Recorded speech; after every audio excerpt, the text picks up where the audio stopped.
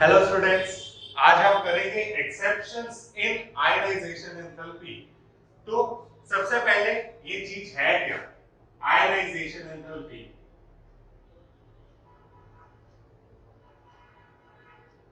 तो अगर मैं कहूं आयनाइज करना मतलब आयन में बनाना, और आयन में हम कैसे बना रहे हैं किसी चीज को, अगर उसमें से मैं इलेक्ट्रॉन निकाल लूं तो सिंपल सी डिफाइन अगर मैं लिखूं, सो removing one electron from a neutral isolated atom। ठीक है, कि एक इलेक्ट्रॉन निकालने के लिए जितनी मुझे एनर्जी लगेगी, ठीक है, so removing one electron from one isolated atom, उसकी क्या, उसकी एनर्जी। ठीक है, एंथैल्पी क्या होता है? Enthalpy is energy. तो जितनी एनर्जी मुझे देनी पड़ेगी इलेक्ट्रॉन को निकालने के लिए, उसको हम बोलेंगे आयनाइजेशन एंथैल्पी। अब एनर्जी देनी क्यों पड़ती है? सो अगर मैं देखूं कि यहाँ पे प्रोटॉन्स हैं, ये लास्ट वैलेंस शेल का इलेक्ट्रॉन है, ठीक है, इसमें मैं लिख सकता हूँ removing one electron from the valence shell of a neutral isolated atom. ठीक है, यहाँ क्या कर सकता हूँ मैं, फ्रॉम अ वैलेंस शेल, ठीक है, या वैलेंस इलेक्ट्रॉन को रिमूव करना। अब ये दोनों आपस में क्या कर रहे हैं? these two are attracting each other। अगर अट्रैक्ट कर रहे हैं तो फोर्स लग रही है, अगर फोर्स लग रही है तो इसको निकालने के लिए मुझे वर्क डन करना पड़ेगा। तुमने पढ़ा है work done is force into displacement. तो जितना मुझे वर्क करना पड़ेगा उतनी मुझे एनर्जी इसको देनी पड़ेगी, राइट? तो उस एनर्जी को जो मैं इसे दूंगा ताकि निकल जाए अपने स्टेट से, उसको बोलते हैं आयनाइजेशन एंथैल्पी। और वेरी ऑब्वियस है कि सपोज मैं कहूं कि तुमने कहीं घूमने जाना है और उस घूमने का मिनिमम खर्चा जो है, एक्सपेंडिचर जो है वो 5000 है, मैं तुम्हें 500 दे दूं, क्या तुम जाओगे? नहीं जाओगे, यहीं पे ऐश करके खत्म कर दोगे, है ना? तो अगर यहाँ पे क्या है मेरे पास, इसको मैं थोड़ी सी एनर्जी दूं तो ये क्या करेगा? ज्यादा वाइब्रेट करेगा, थोड़ा अपनी एनर्जी यहाँ वहां इसी जगह खत्म कर लेगा, है ना? बट अगर मैं इनफ एनर्जी दे दूं, जो एनर्जी इसकी बाइंडिंग एनर्जी है, जिस एनर्जी से ये बाइंडेड है, उतनी एनर्जी मैं दे दूं तो ये अपने शेल से निकल जाएगा। निकल के कहां जाएगा? इंफिनिटी। ठीक है, इंफिनिटी मींस ये नहीं है कि बहुत दूर चला गया, हर चीज के लिए इनफाइनाइट डिफाइन होता है। कि फॉर एग्जांपल मेरे लिए यहाँ दिल्ली जाना दूर नहीं है, बट मे बी एक एंट के लिए, एक चींटी के लिए यहाँ से दिल्ली पैदल जाना मुश्किल होगा, है ना? नहीं जा पाएगी, इंफिनिटी है। मेरे लिए अभी तक मून पे जाना इनफाइनाइट है, बट फॉर एन एस्ट्रोनॉट उसके लिए इनफाइनाइट नहीं है। तो इंफिनिटी में भी 2 सेंटीमीटर हो यहाँ पे, है ना? सो आयनाइजेशन एंथैल्पी क्या है कि जितनी मैं एनर्जी दूंगा इलेक्ट्रॉन को निकालने के लिए वैलेंस शेल से, वो एनर्जी, राइट?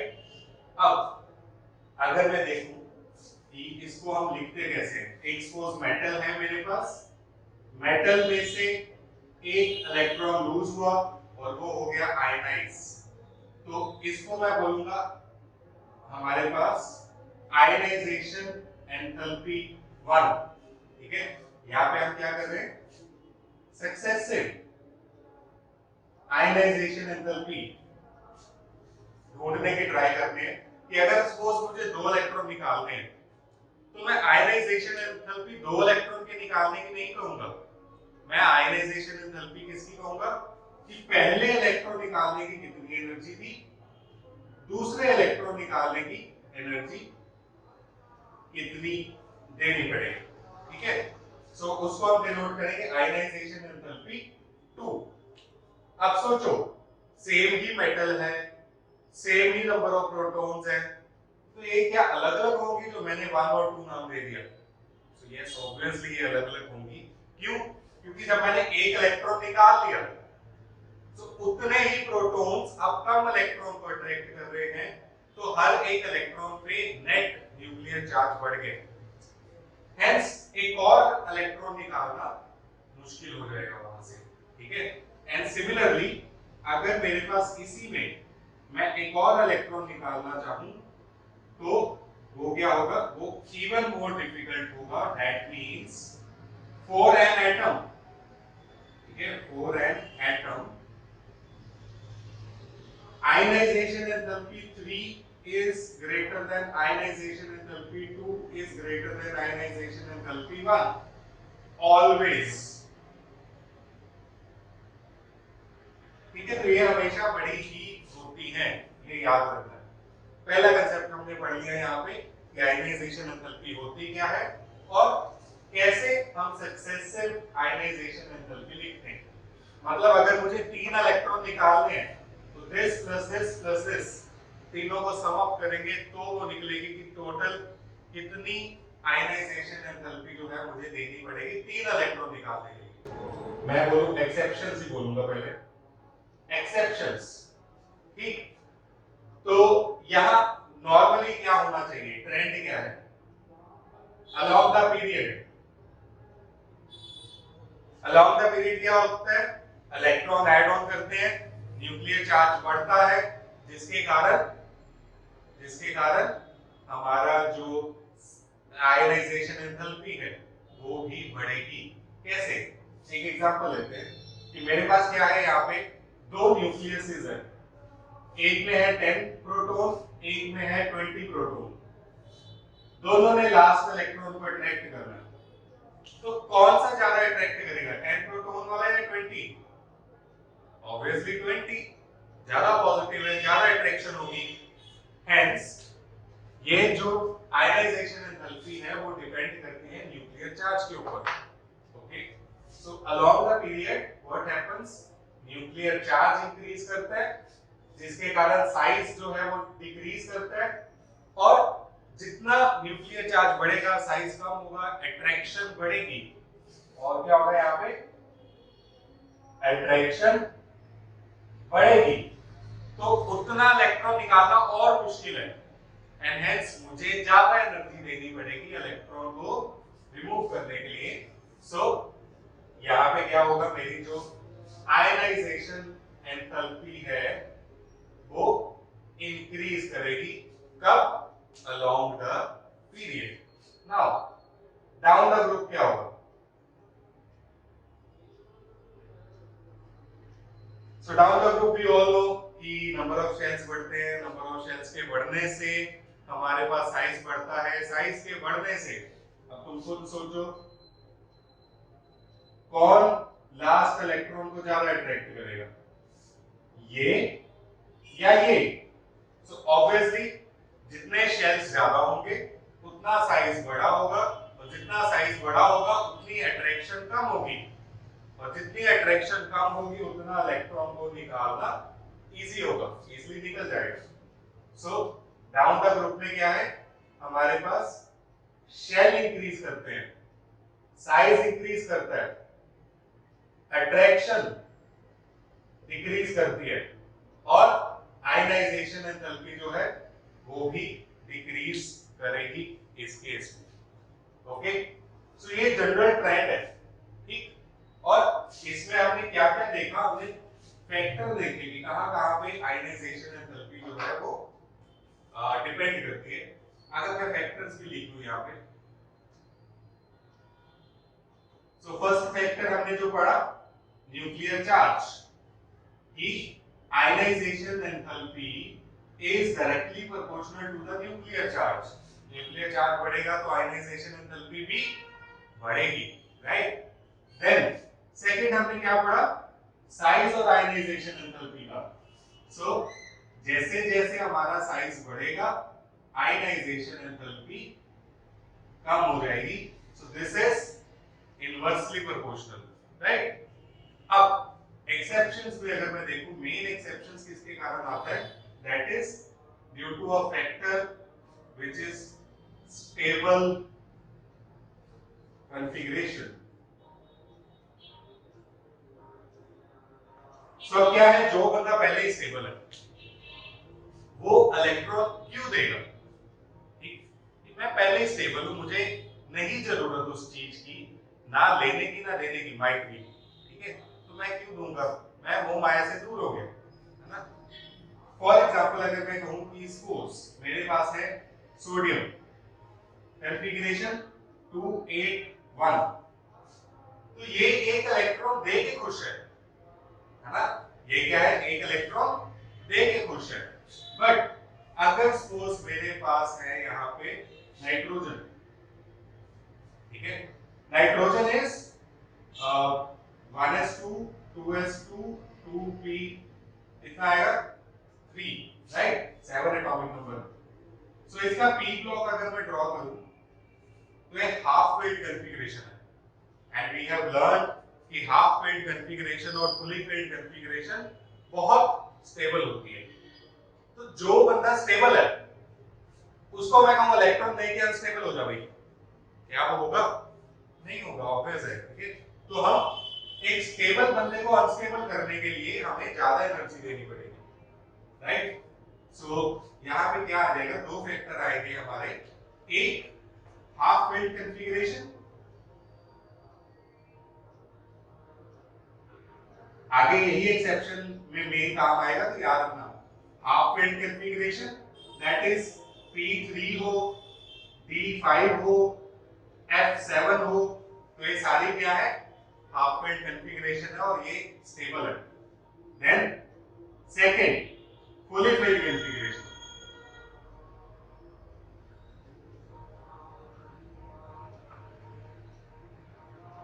तो फुली फिल्ड P6 हो गया, S2 हो गया, D10 हो गया, F14 हो गया, ये सारे क्या है हमारे पास मोर स्टेबल है, इनमें से इलेक्ट्रॉन निकालना मुश्किल है। फोर्थ पेनिट्रेशन पावर, कम यूज होता है बट चलो हमने फैक्टर तो सारे लिखने हैं। So sorry, penetration power,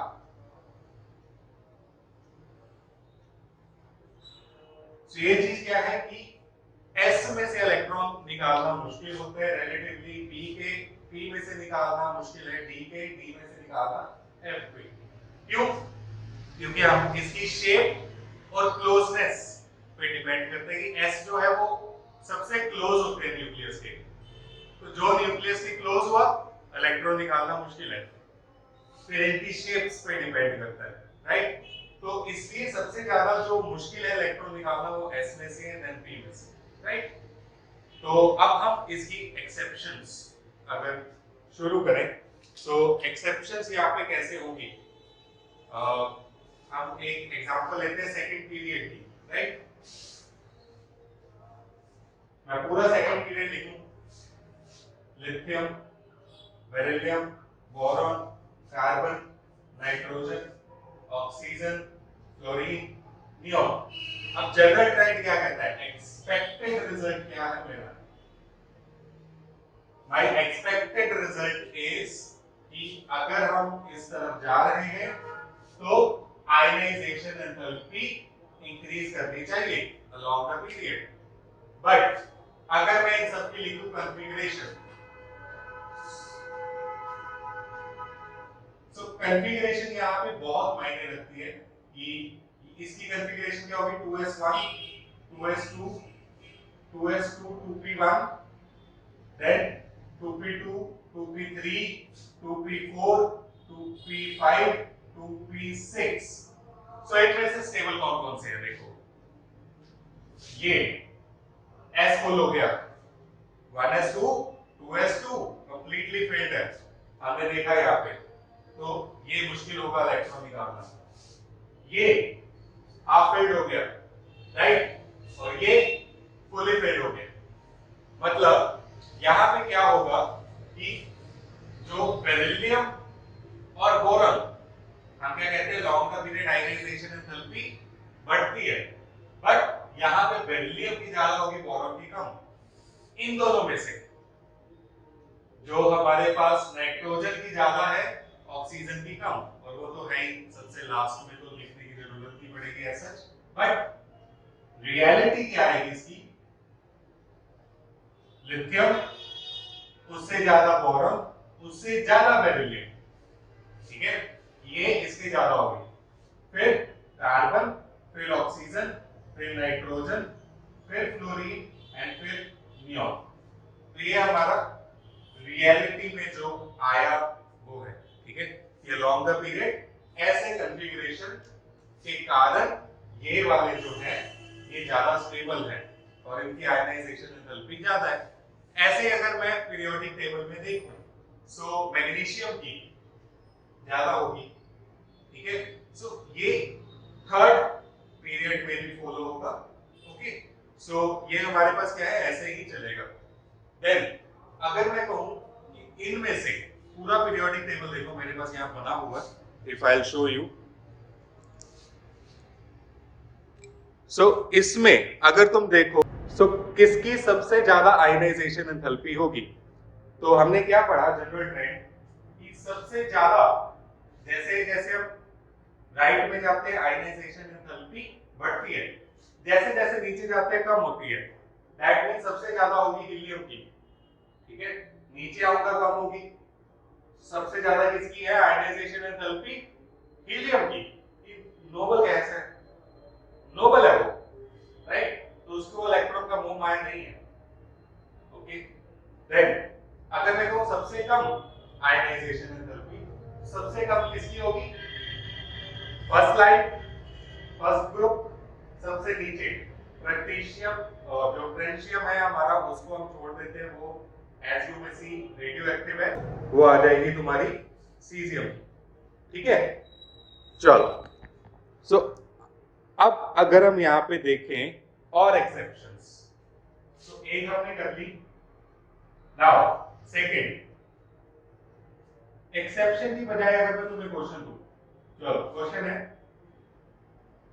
which have more first ionization enthalpy, oxygen and nitrogen। so किसकी फर्स्ट आयनाइजेशन एंथैल्पी ज्यादा है, ऑक्सीजन की या नाइट्रोजन की? तो हम कॉन्फ़िगरेशन लिख लेते हैं, 1s2 2s2 2p4 1s2 2s2 2p3। वैसे तो इसी से ही पता चल गया ये हमारा बंदा जो है एक इलेक्ट्रॉन ज्यादा लेके घूम रहा है हाफ फील्ड से, और ये हाफ फील्ड लेके घूम रहा है। हेंस फर्स्ट आयनाइजेशन एंथैल्पी जो है वो नाइट्रोजन ने बाजी मार ली, तो वो नाइट्रोजन की होगी, ठीक है, रादर देन ऑक्सीजन। अब सेकंड की अगर मैं बात करूं, एक इलेक्ट्रॉन निकाल दिया, ये निकल गया एक इलेक्ट्रॉन, ये निकल गया एक इलेक्ट्रॉन। अब इलेक्ट्रॉन निकालना किसमें से डिफिकल्ट है, ठीक है। फर्स्ट सेकंड भी कर लेते हैं, राइट। सो सेकंड में अगर मैं देखूं तो ये हाफ फिल्ड हो गया, ये फुली फिल्ड हो गया। That means for second ionization enthalpy oxygen की आयनाइजेशन एंथैल्पी नाइट्रोजन से ज्यादा होगी। क्यों? क्योंकि अब ऑक्सीजन जो है वो फुली फिल्ड हो चुका है। ऐसे ही अगर और हम देखें यहाँ पे, सो might be I compare copper और nickel configuration 4s1 3d10 4s2 3d10, ठीक है। तो इन दोनों में से अगर हम कंपेयर करें तो इलेक्ट्रॉन पहला निकालना कॉपर में से इजी है, बिकॉज कॉपर का 4s में से एक इलेक्ट्रॉन निकलेगा और ये दोनों फुली फिल्ड है ना। तो कॉपर की आयनाइजेशन एंथैल्पी कम होगी, किसकी ज्यादा होगी? निकल की ज्यादा होगी, राइट। नाउ अगर सेकंड की मैं बात करूं तो सेकंड में ये खत्म हो जाएगा, इसमें 1 आ जाएगा, हेंस उस केस में कॉपर की ज्यादा हो जाएगी।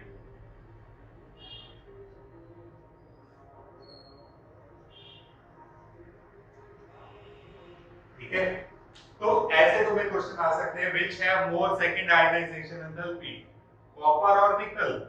तो तुमने ये एक्सेप्शन वाली जो इसकी कॉन्फ़िगरेशन है वो याद रखनी है और उसके अकॉर्डिंगली तुमने बता देना, ठीक है। और अब अगर हम इसमें एक्सेप्शन देखें, सो एक एक्सेप्शन जो है वो तुम्हें ऐसा याद ही करनी पड़ेगी, दैट इज ग्रुप 13 क्या है, boron, aluminium, gallium, helium, indium. ठीक, सो हमारे पास है boron, aluminium, gallium, indium, helium.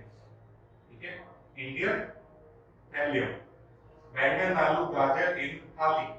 ठीक, सो एक्सपेक्टेड क्या है, एक्सपेक्टेड है आयनाइजेशन एंथैल्पी डिक्रीज करनी चाहिए डाउन द ग्रुप, बट यहां पे कुछ ट्रेंड ऐसा चलता है, एटॉमिक नंबर, आयनाइजेशन एंथैल्पी, ये कुछ ऐसा है। ठीक, यहां पे क्या है हमारे पास, boron, aluminium, gallium, then indium, then helium. ठीक है, सो सबसे जो ज्यादा आयनाइजेशन एंथैल्पी है वो बोरॉन की है, बिल्कुल ट्रू है, यहां पे भी सबसे ज्यादा ही थी। उसके बाद सेकंड आया हेलियम। ठीक है,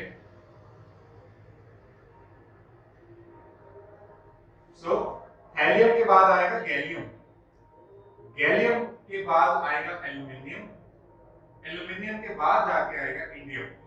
ठीक, अब ये ऐसा याद ही करना पड़ेगा, बट इसका रीजन अदरवाइज मैं बता देता हूं दोबारा। अगर हम यहाँ पे देखें, so look at this group 13,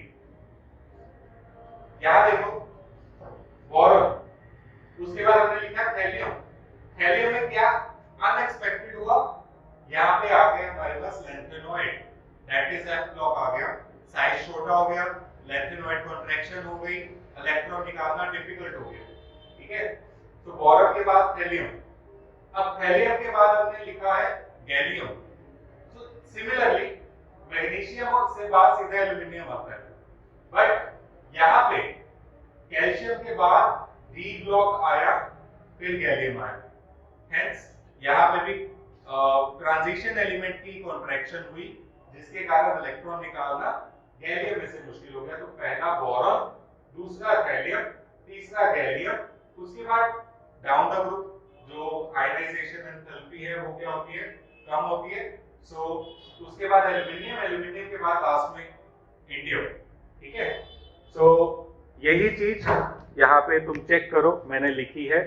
सबसे फर्स्ट जो है वो है हमारे पास बोरॉन, फिर एफ ब्लॉक के कारण, फिर डी ब्लॉक के कारण, उसके बाद नॉर्मली जो बच गए एल्यूमिनियम है, इंडियम।